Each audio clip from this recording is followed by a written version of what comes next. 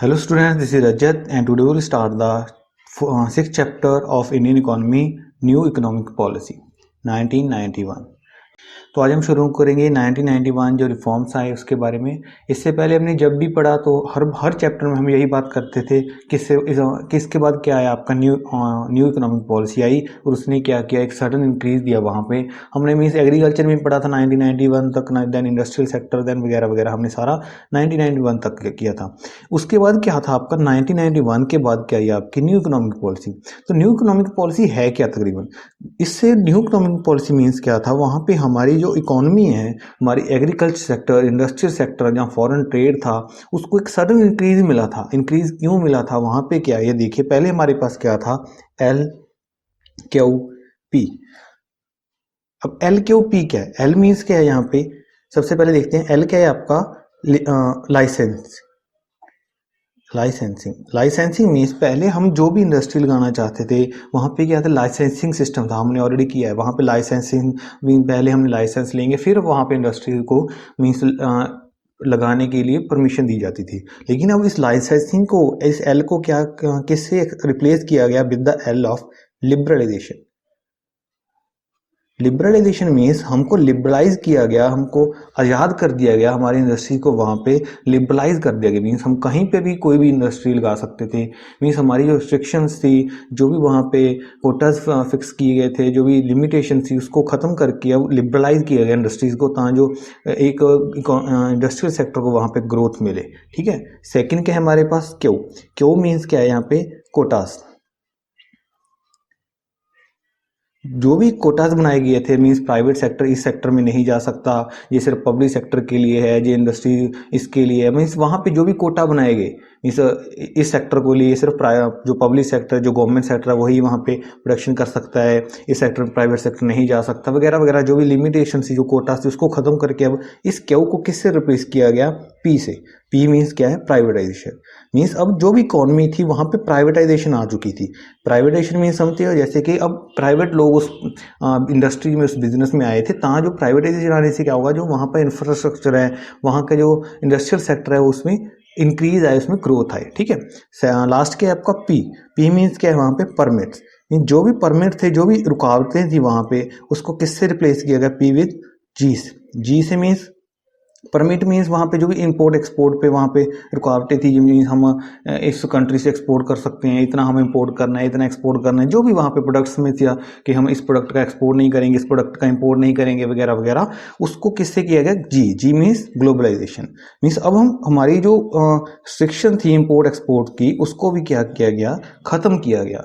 देखिए, licensing means liberalise किया गया, कोटास जो हटा के उसको प्राइवेटाइजेशन किया गया, पर जो परमिट्स थे, जो लिमिटेशन, जो रिस्ट्रिक्शन लगाई गई थी एक्सपोर्ट पे इंपोर्ट पे, उसको किया गया ग्लोबलाइजेशन। मीन्स अब हम ग्लोबली अपनी जो मार्केट एरिया उसको इंक्रीज करके अब हम पूरी वर्ल्ड में अपने प्रोडक्ट को सेल कर सकते हैं और वहाँ से उसको परचेज कर सकते हैं। ठीक है। तो इसका मतलब यहाँ पे क्या है, L P G means liberalisation, privatisation and globalisation. I hope this is clear.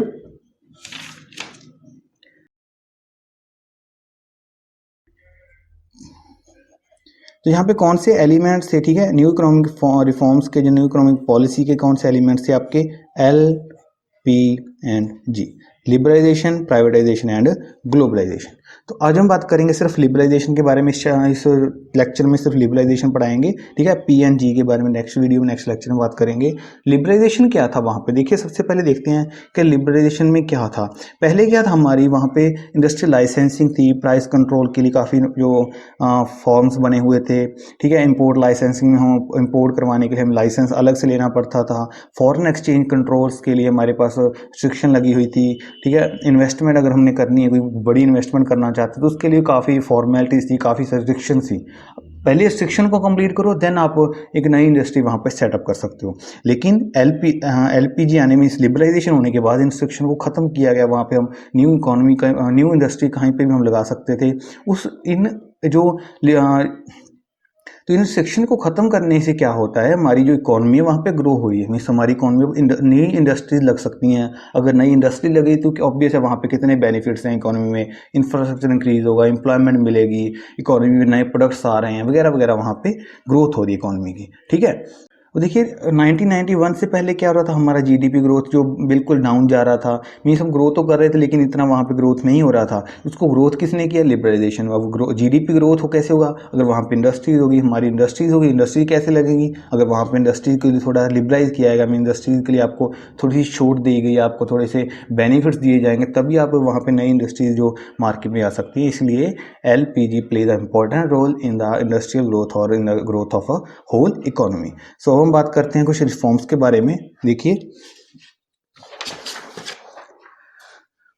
So these are reforms related to the liberalisation, economic reforms under liberalisation कौन से रिफॉर्म्स हैं? चार तरह के रिफॉर्म्स है। There are 4 reforms. Industrial sector reforms, industrial sector को कैसे growth मिला? फाइनेंशियल सेक्टर, जो फाइनेंशियल सेक्टर से जैसे बैंकिंग हो गया, जहाँ जो भी फाइनेंशियल सेक्टर से फाइनेंस रिलेट करते थे। Then fiscal reforms, fiscal reforms mean जो गवर्नमेंट के एक्सपेंडिचर रेवेन्यू के रिलेटेड रिफॉर्म्स थी, उसके बारे में कैसे लिबरलाइजेशन ने इंपॉर्टेंट रोल प्ले किया गया है। लास्ट था external sector reforms. External sector reforms mean जो out of the rest of world कह सकते हैं, जहाँ पे वो रिफॉर्म्स थे, उसको कहाँ पे कैसे उसको लिबरलाइजेशन ने हेल्प किया in the for the growth. ठीक है, फर्स्ट हम देखते हैं industrial sector reforms. Industrial sector को कैसे वहाँ पे ग्रोथ हुई? फर्स्ट पॉइंट क्या है आपका? Abolish of industrial licensing. Means first and main point क्या है कि जो भी इंडस्ट्रियल लाइसेंसिंग थी, मीन्स इस इंडस्ट्री को सेटअप करने चाहते तो आपको ये लाइसेंस लेना पड़ेगा, इस इंडस्ट्री को सेटअप करने चाहते तो आपको ये लाइसेंस लेना पड़ेगा, उसको क्या किया? अबॉलिश किया गया। मीन्स अब हमारे पास क्या थी? सिर्फ एक लिमिटेड इंडस्ट्रीज थी, जैसे कह सकते हैं लिक्वर हो गया, सिगरेट हो गया, डिफेंस इक्विपमेंट्स हो गए, इंडस्ट्रियल एक्सप्लोजन्स हो गए, या डेंजरस केमिकल्स हो गए। इन इंडस्ट्रीज को अगर लगाना चाहते तो आपको लाइसेंस वहाँ पे लेना पड़ेगा। इनके अलावा जो इंडस्ट्रीज थी उन पे आपको जो आपकी लाइसेंसिंग थी उसको क्या किया गया? वहाँ पे अबॉलिश कर दिया गया। क्लियर? मीन्स सिर्फ उन्हीं इंडस्ट्रीज के लिए लाइसेंसिंग कंपलसरी की गई जो जरूरी थी, जो नेसेसिटी थी। जहाँ पे अगर लिक्वर बनाना चाहते हो वहाँ पे जरूरत है, क्योंकि वहाँ पे डेंजरस केमिकल्स हो गए, डिफेंस इक्विपमेंट्स हो गए, इस तरह के मीन्स सिर्फ उन्हीं इंडस्ट्रीज के लिए लाइसेंसिंग की गई जहाँ पे उसकी जरूरत थी। जहाँ क्लियर? सेकंड पॉइंट क्या है आपका? Contraction of public sector. Means अब पब्लिक सेक्टर का कॉन्ट्रैक्शन किया गया, उसको कम किया गया। पब्लिक सेक्टर मीन्स वहाँ पे पहले क्या था, हमने ऑलरेडी लास्ट में पे किया था कि पहले 17 इंडस्ट्रीज को क्या किया गया पब्लिक सेक्टर में, वहाँ पे रिस्ट्रिक्ट किया गया। मीन्स इन 7 इंडस्ट्रीज में सिर्फ पब्लिक सेक्टर ही अपनी प्रोडक्ट्स को ग्रो कर सकते हैं। लेकिन अब उस 17 को, उस नंबर को कम करके कितना कर दिया गया? 8। मीन्स अब सिर्फ 8 इंडस्ट्रीज थी जो कि सिर्फ पब्लिक सेक्टर के पास थी। पहले कितनी थी आपके? 7 सेक्टर। मीन्स 7 सेक्टर सिर्फ पब्लिक सेक्टर के पास ही थी और प्राइवेट सेक्टर वहाँ पे इंक्लूड नहीं था। लेकिन अब उसको कम करके 8 सेक्टर कर दिया। 8 इंडस्ट्रीज ही अब पब्लिक सेक्टर के पास थी, बाकी इंडस्ट्री को क्या कर दिया गया? वहाँ पे प्राइवेट कर दिया गया। लेकिन और एक और बात, अब जो ये इंडस्ट्रीज थी अब 2010-11 में इंडस्ट्री को क्या कर दिया गया? 8 से कम करके कितना हो गया वहाँ पे? 2 कौन कौन सी आपकी? Atomic energy and railways. Means अब सिर्फ atomic energy and railways he 2 industries हैं जिनमें सिर्फ पब्लिक सेक्टर ही इन्वॉल्व है, वहाँ पे प्राइवेटाइजेशन नहीं है। ठीक है, मीन्स वहाँ पे सिर्फ पब्लिक सेक्टर ही वहाँ पे जो रेलवेज एंड एटॉमिक एनर्जी में काम करता है। थर्ड पॉइंट क्या है? डिजर्वेशन ऑफ प्रोडक्शन एरिया। देखिए पहले क्या था, जो स्मॉल स्केल इंडस्ट्रीज थी उसके लिए रिजर्वेशन रखी गई थी। मीन्स इंडस्ट्री में सिर्फ स्मॉल स्केल इंडस्ट्रीज ही काम करेगी। ठीक है, स्मॉल स्केल इंडस्ट्रीज को ग्रो करने के लिए, जिसको प्रोटेक्ट करने के लिए कुछ रिजर्वेशन रखी गई थी। मीन्स इन इंडस्ट्री में सिर्फ स्मॉल स्केल इंडस्ट्री काम करेगी। तो जो क्या, जो छोटे लोग हैं, जो मिडिल क्लास पीपल हैं, जो लोअर क्लास पीपल हैं, वो अपना काम करके या स्मॉल इंडस्ट्री लगा के वहाँ पे अपना रोजगार कर सके, अपना एम्प्लॉयमेंट अपने आप को दे सके। लेकिन अब उसकी क्या कर दी कि डी रिजर्वेशन कर दी, मीन्स उस रिजर्वेशन को, उस कोटेज को वहाँ पे हटा दिया गया, अबॉलिश कर दिया गया, खत्म कर दिया गया। ठीक है, तो उससे क्या हो रहा है आपकी, अब स्मॉल स्केल इंडस्ट्री के लिए कोटा खत्म कर दी गई, डिजर्वेशन की दी। तो उससे क्या हो रहा है, जो big industries, large scale industry थी, उसकी वहाँ पे इंक्लूजन हुई। मीन्स वो इंडस्ट्रीज, अब लार्ज स्केल इंडस्ट्री वहाँ पे आना स्टार्ट हो चुकी हैं। उसकी वजह से क्या हो रहा है, हमारी इंडस्ट्री वहाँ पे ग्रो हो रही है। फिर फोर्थ पॉइंट क्या है आपका? Expansion of production capacity. पहले के प्रोडक्शन कैपेसिटी में भी बहुत बड़ा जो रिस्ट्रिक्शन लगाई गई थी। मीन्स प्रोडक्शन हम अगर अब यहाँ पे इतनी प्रोडक्शन कर सकते हैं, इतनी प्रोडक्शन कर सकते हैं, जो भी वहाँ पे रिस्ट्रिक्शन लगाई थी उसको क्या किया गया? खत्म करके नई प्रोडक्ट, मीन्स आप कितना भी वहाँ पे जितनी मार्केट में डिमांड है उतनी वहाँ पे आप सप्लाई कर सकते हो। आपकी जो रिस्ट्रिक्शन है उसको खत्म किया गया, एक्सपेंड किया गया प्रोडक्शन की कैपेसिटी को। Fifth point, freedom of to import capital goods. देखिए पहले क्या था, जो कैपिटल गुड्स अगर हम बाहर से मंगवाना चाहते थे उसके लिए भी काफ़ी रिस्ट्रिक्शंस थी। मीन्स हम बाहर से अपनी कैपिटल गुड्स कह सकते हैं, जैसे मशीनरीज होगी, टेक्नोलॉजी वाली कोई मशीन्स होगी, या कुछ भी वहाँ से हम कैपिटल गुड्स हम मंगाना चाहते हैं तो उसके लिए इम्पोर्ट्स के लिए हमारे पास रिस्ट्रिक्शन थी। लेकिन अब क्या गया, उसको क्या किया गया, फ्रीडम किया गया, मीन्स उसको आज़ाद कर दिया गया। हम कोई भी प्रोडक्ट, कोई भी मशीन अब बाहर से मंगवा सकते थे, इम्पोर्ट करवा सकते थे। ठीक है, इंडस्ट्रियल सेक्टर में सबसे पहले देखते हैं क्या है, एबॉलिशन ऑफ इंडस्ट्रियल लाइसेंसिंग खत्म की गई। सिर्फ 5 सेक्टर थे जहाँ पे लाइसेंस आपको लेना पड़ता था। कॉन्ट्रैक्शन पब्लिक सेक्टर पहले 17 थे 1991 से पहले, उसके बाद सिर्फ 8 हो गए। Then it comes to 2। ठीक है, एटॉमिक एनर्जी एंड रेलवेज। उसके बाद डिजर्वेशन प्रोडक्शन एरिया, जो प्रोडक्शन एरिया था उसको डिजर्व किया गया। मीन्स स्मॉल स्केल इंडस्ट्री से अब क्या हो गया, जो स्मॉल स्केल इंडस्ट्री प्रोटेक्ट करने के लिए रिजर्वेशन की गई थी उसको हटा के जो लार्ज इंडस्ट्रीज वहाँ पे आ सकती थी। एक्सपेंशन ऑफ प्रोडक्शन कैपेसिटी, जो इंडस्ट्रीज की कैपेसिटी थी उसको इंक्रीज किया गया। Freedom to import capital goods, जो भी कैपिटल गुड्स थे हम वहाँ से हम इम्पोर्ट करवा सकते थे। ठीक है, देखते हैं next point, financial sector reforms.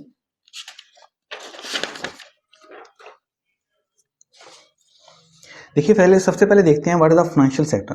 Financial sector क्या होता है, फाइनेंशियल सेक्टर में कैसे बैंकिंग हो गया, नॉन बैंकिंग कोई भी मीन्स फाइनेंस से रिलेटेड है। फाइनेंस मीन्स पैसे से रिलेटेड जो भी सेक्टर्स हैं, जैसे banking, non banking, stock exchange market होगी, आपकी शेयर्स मार्केट जो भी है वहाँ पे, फॉरेन एक्सचेंज हो गया। ठीक है, हम जो भी, these are the financial sector. सबसे पहले क्या गया, आरबीआई क्या करती थी, इन फाइनेंशियल सेक्टर को कंट्रोल करती थी। लेकिन अब क्या होगा, रेगुलेटर से आरबीआई को क्या किया गया, रेगुलेटर से फैसिलिटेटर प्रमोट किया गया। पहले आरबीआई क्या करती थी, इसको रेगुलेट करती थी, अब इसको फैसिलिटेटर बनाया गया।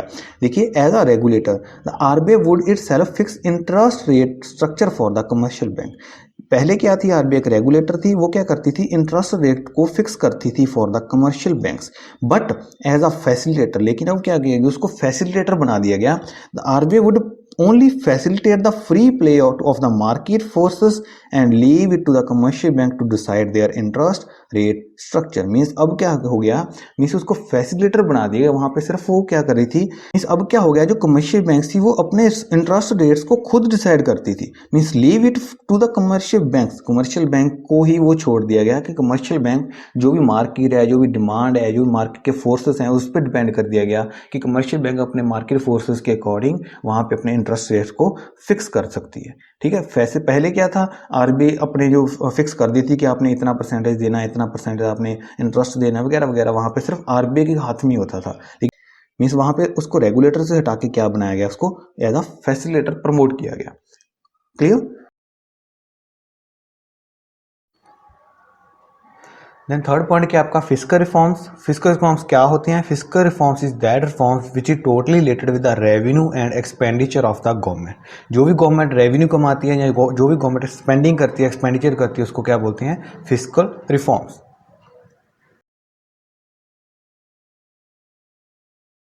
तो सबसे पहले देखते हैं, यहाँ पे 2 टाइप्स के टैक्स होते हैं जिनसे गवर्नमेंट रेवेन्यू करती है। फर्स्ट क्या है आपका, डायरेक्ट टैक्स, सेकंड क्या है आपका, इनडायरेक्ट टैक्स। डायरेक्ट टैक्स कौन सा होता है, direct tax is that which is directly paid by the consumer और customer by to the government. जो भी टैक्स हम डायरेक्टली पे करते हैं to the government. Directly tax कैसे, जैसे हम इनकम टैक्स कह सकते हैं, वेल्थ टैक्स हो गया, मीन्स हम जिसकी खुद रिटर्न हम इतना टैक्स पे करते हैं, उसकी खुद रिटर्न पे करते हैं टू द गवर्नमेंट। ठीक है, मीन्स डायरेक्ट टैक्स से हमें पता है कि हम इतना टैक्स वहां पे करते हैं। सेकंड कौन सा टैक्स है आपका, indirect tax. Indirect tax means हम डायरेक्ट टैक्स तो पे कर रहे हैं लेकिन हमें पता नहीं होता हम इनडायरेक्टली उस टैक्स को पे कर रहे हैं। जैसे मान लीजिए हम कोई बाजार से, हम मार्केट में से कुछ परचेज कर रहे हैं, हम 10 रुपए का बिस्किट परचेज कर रहे हैं। अब बिस्किट परचेज करने में आपका वहां पे दिखा होगा अपने एमआरपी के पास लिखा होता है ना, inclusive of all taxes, means वहां पे टैक्स उस पर इंक्लूड है। आपने 10 रुपीज पे की, उसमें टैक्स इंक्लूड है। टैक्स तो आपने पे किया लेकिन इनडायरेक्टली, वहां पे डायरेक्टली आप पे नहीं करते, इनडायरेक्टली पे हो रहा है। ठीक है, एंड इनडायरेक्ट टैक्स कैसे, इनकम टैक्स हो गया, वेल्थ टैक्स हो गया, जिसकी आप खुद रिटर्न पे फाइल करते हो, आप इंटरनेट पे फाइल करते हो, तो उसको क्या किया गया। अब देखिए उस रिटर्न्स को, पहले क्या था, बहुत कॉम्प्लेक्स था वो काम, जो भी आप रिटर्न फाइल करना चाहते हो बहुत कॉम्प्लेक्सिटी थी, बहुत सारे वहाँ पे शेड्यूल्स थे, बहुत सारे मतलब काफ़ी कुछ था। ठीक है, उसको क्या किया गया, सिंप्लीफाई किया गया। सिंप्लीफाई कैसे, जैसे जीएसटी है, आज जीएसटी आ गया, जीएसटी होने से क्या होगा, बहुत सारे टैक्स को अबॉलिश करके सिर्फ एक टैक्स बनाया गया।